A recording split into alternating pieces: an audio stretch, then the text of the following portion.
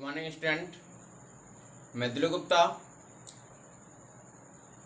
आप लोगों को अपने चैनल द एक्सिस एकेडमी में स्वागत करता हूं। यदि आप लोग हमारे चैनल पे पहली बार हैं तो हमारे चैनल को सब्सक्राइब कीजिए और वीडियो को लाइक कीजिए। यदि आपके फ्रेंड्स, सगे संबंधी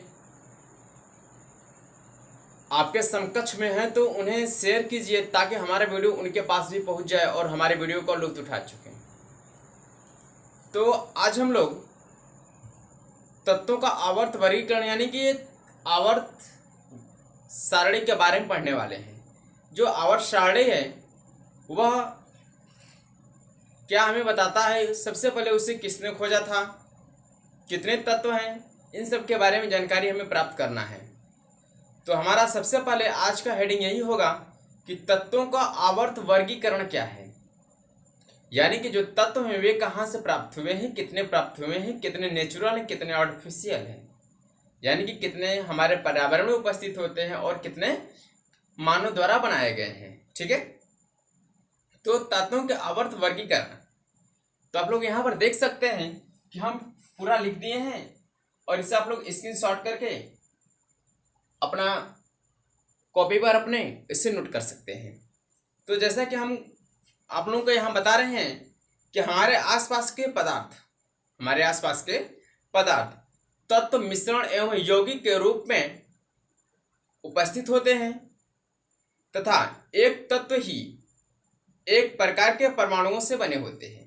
यानी एक तत्व कोई भी होगा तो वह अपने ही समान प्रकार के परमाणुओं से मिलकर बने होते हैं, ये ध्यान देना है। अब देखिए, आज तक हमारे पर्यावरण में कुल तत्वों की संख्या 118 है, जिसमें से 96 तत्व प्रकृति में बहुत पहले से ही विद्यमान है और बचे समकक्ष यानी कि सम जो भी हैं हमारे, वह तत्व मानव निर्मित यानी कि एक या दो तत्वों को अणुओं को मिलाने के बाद एक अणु का तत्व का निर्माण करते हैं। ठीक है, यानी कि कुल तत्वों की संख्या 118, जिसमें से 96 प्रकृति में पाए जाते हैं और बचे कुछ जो भी तत्व हैं वो मानव द्वारा बनाए गए हैं। तो इस प्रकार से हम क्या करते हैं कि अब हमें पढ़ना है कि 96 जो तत्व हैं वो किस प्रकार से डोनेट किए गए हैं, यानी 118 जो तत्व हमारे आवर्त सारणी में वो किस प्रकार से अनुमानित है। देखिए, सबसे पहले आवर्त सारणी को वर्गीकृत करने के लिए दो वैज्ञानिकों ने अपना मत दिया था, जिन्हें हम लोग सबसे पहले डार्विनाइनर के ट्रिक मॉडल द्वारा देखते हैं और दूसरा नंबर पे आते हैं न्यूलैंड का अष्टक सिद्धांत। तो सबसे पहले हम लोग देखेंगे डार्विनाइनर के। तो डार्विनाइनर जो थे उन्होंने सन 1853 में अपना मत दिया था, जबकि न्यूलैंड ने 1866 में दिए थे। तो अब देखिए, अब हमें क्या पढ़ना है कि अब सबसे पहले पढ़ें डार्विनाइनर का ट्रिक मॉडल, यानी कि डार्विनाइनर ने ट्रिक मॉडल में क्या बताया था। ठीक है, तो हम लोग अब देखेंगे फर्स्ट टॉपिक हमारा हेडिंग होगा डार्विनाइनर का ट्रिक मॉडल। यही है डार्विनाइनर का ट्रिक मॉडल। ठीक है,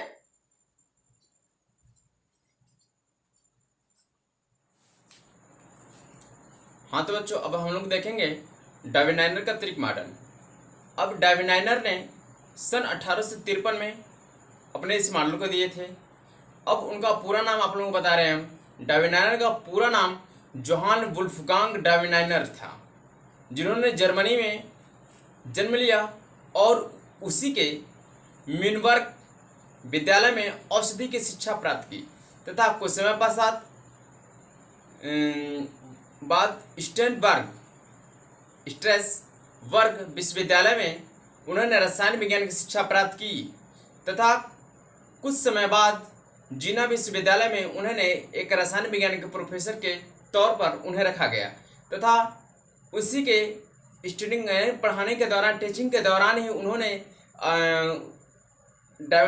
अपने इस ट्रिक मॉडल का अध्ययन किया और उन्होंने सभी दुनियाओं में विख्यात किए कि इस ट्रिक मॉडल के अनुसार हम लोग इस आवर्त सारणी को इस प्रकार से पढ़ सकते हैं। ठीक है, तो आइए हम लोग देखते हैं कि जो ट्रिक मॉडल उन्होंने दिया था किस प्रकार दिया था। ठीक है, तो यहाँ पर हम थोड़ा सा लिखे हैं सन 1853 में जर्मन रसायन वुल्फगांग डायविनाइनर ने समान गुणधर्मों वाले तत्वों को एक समूह में व्यवस्थित करने का प्रयास किया। उन्होंने तीन तत्व वाले कुछ समूहों को चुना तथा उन समूहों को 3 त्रिक कहा तथा वे तत्व को आरोही क्रम में रखे थे। अब देखिए, जैसे कि हमने यहाँ पर लिथियम, सोडियम और पोटेशियम ले लिए हैं, तो इन्हें क्या करें, एक तत्व समूह में देखा कि लिथियम, सोडियम और पोटेशियम, तो इस प्रकार के समूह क्या है, एक समान की दिखाई दे रहे हैं। जैसे कि यहाँ पर उन्होंने कहा कि लिथियम का परमाणु क्रमांक 3 होता है, 2 और 1 लास्ट में आएगा। अब सोडियम का 11 होता है तो 2, 8 और 1 आएगा। पोटेशियम का 19 होता है तो 2, 8, 8, 1, यानी लास्ट में इलेक्ट्रॉनों की संख्या कितनी बची, 1। तो इसी के बेस के अनुसार उन्होंने बताया कि तीनों तत्व क्या है, एक समान होते हैं, इसलिए उन्होंने इस नियम को त्रिक मॉडल दिया। अब यहाँ पर देखिए NaNPSA आर्सेनिक तक है, इसके बाद कैल्शियम से बेरिलियम तक है, इसके बाद यहाँ से क्लोरीन से आयोडीन तक है। तो इस प्रकार से हम क्या कर सकते हैं, उन्होंने अपने इसी मॉडल को इसी त्रिक नियम के अनुसार बताया कि लास्ट कक्ष में उपस्थित इलेक्ट्रॉनों की संख्या जब एक समान होगी तो वह त्रिक मॉडल को प्रदर्शित करते हैं। ठीक है, इसी प्रकार से आगे चलकर जब हम लोग अब मॉडल आवर्त सारणी जो पढ़ते हैं तो उसमें क्या है कि जिस समूह में जो पहला तत्व का लास्ट कक्ष में इलेक्ट्रॉनों की संख्या होगी वहीं से उस समूह के सारे तत्वों में वही इलेक्ट्रॉनिक विन्यास का यानी आखिरी कक्ष में इलेक्ट्रॉनों की संख्या समान होगी। तो इस प्रकार से उन्होंने बताया था इसी बेस पे कि जो 3 तत्व होंगे उनके लास्ट कक्ष में इलेक्ट्रॉनों की संख्या क्या होगी, समान होगी। ठीक है, तो इस प्रकार डायविनाइनर त्रिक मॉडल का प्रयोग इस प्रकार उन्होंने बताया था। तो अब हमें पढ़ना है न्यूलैंड का अष्टक सिद्धांत।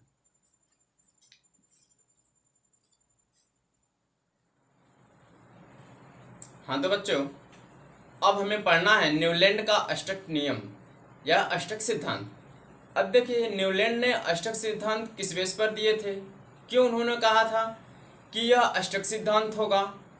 तो सबसे पहले न्यूलैंड का पूरा नाम जॉन न्यूलैंड्स है। उन्होंने सन 1866 में अपने इस सिद्धांत का प्रतिपादन किया था तथा जैसे कि आप लोग यहाँ पर देख रहे हैं कि सन 1866 में अंग्रेज वैज्ञानिक जॉन न्यूलैंड ने ज्ञात तत्वों को आरोही क्रम में व्यवस्थित किया। उन्होंने सबसे पहले कम परमाणु वाले द्रव्यमान के आरोही क्रम में व्यवस्थित किया, जिससे हाइड्रोजन से थोरियम तक कुल संख्या कुल कितनी थी, 56 थी। यानी कि उन्होंने जो अपने नियम में तत्वों को लिया था उसमें से कुल तत्वों की संख्या 56 थी और जो हाइड्रोजन से थोरियम तक था। ठीक है, अब उन्होंने अपने बताया कि प्रत्येक 8वें तत्व का परमाणु यानी प्रत्येक 8वें तत्व का परमाणु पहले के समान होता है। ठीक है, पहले के समान होता है। फिर उन्होंने इसकी तुलना संगीत का अष्टक की से की, जो सुर के संगीत होते हैं सा रे गा मा पा धा नी। इस पे उन्होंने बताया कि एक के बाद फिर दूसरा क्या होता है, रिपीट आता है, यानी कि 8वें नंबर पर फिर से पहला नंबर आ जाता है। तो इसी प्रकार से उन्होंने बताया कि जो ये तत्व होते हैं वे कंटिन्यू आते रहते हैं, जो हम लोग यहाँ पर देख सकते हैं।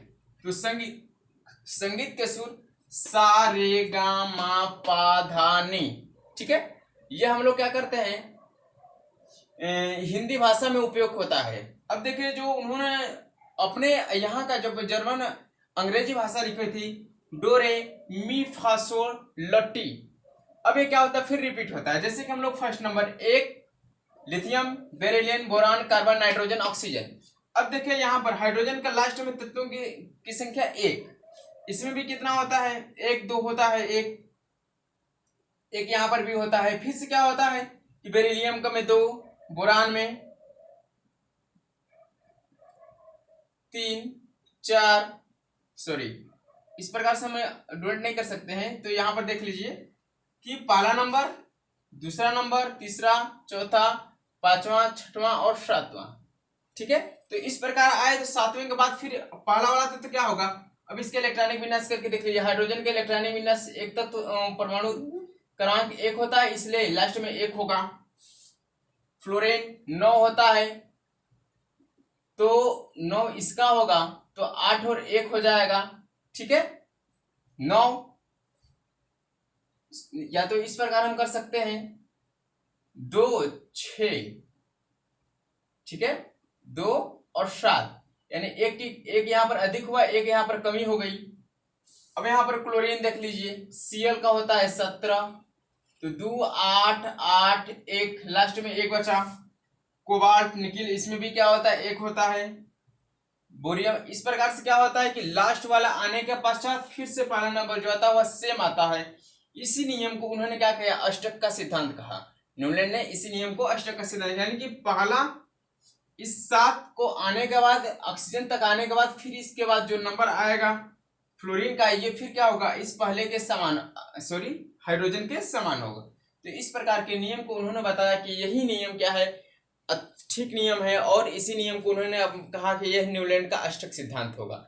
यानी कि वैज्ञानिकों ने इस न्यूलैंड के इस नियम को न्यूलैंड का अष्टक सिद्धांत के नाम से प्रतिपादन किए।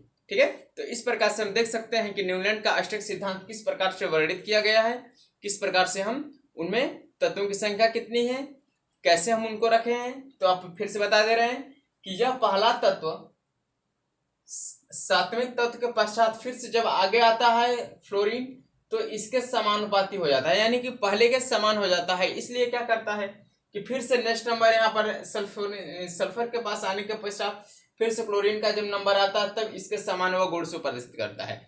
जब समान गुण प्रदर्शित करेगा तो वह क्या करेगा, वह एक समान के कार्य करेंगे, आयनों की संख्या भी क्या होगी, समान होगी। ठीक है, तो इस प्रकार से हम कह सकते हैं कि यह न्यूलैंड का अष्टक सिद्धांत सारे गामा पादे हिंदी के ध्वनि के समान उपस्थिति में माना जाता है। ठीक है, तो इस प्रकार से आप लोग इसको स्क्रीनशॉट कर लेकर देख सकते हैं और वीडियो को स्टॉप करके वह सुन सकते हैं, लिख सकते हैं, लिख करके अच्छी तरह पढ़िए। मेरा यही आप लोगों से निवेदन है कि आप लोग बहुत अच्छे से पढ़िए, बहुत अच्छे मार्क्स लाइए। यदि आप लोग बहुत अच्छे मार्क्स लाएंगे तो हमें भी होगा, हमें भी खुशी मिलेगी कि आप लोग हमारे वीडियो को देखकर अच्छे मार्क्स ला रहे हैं।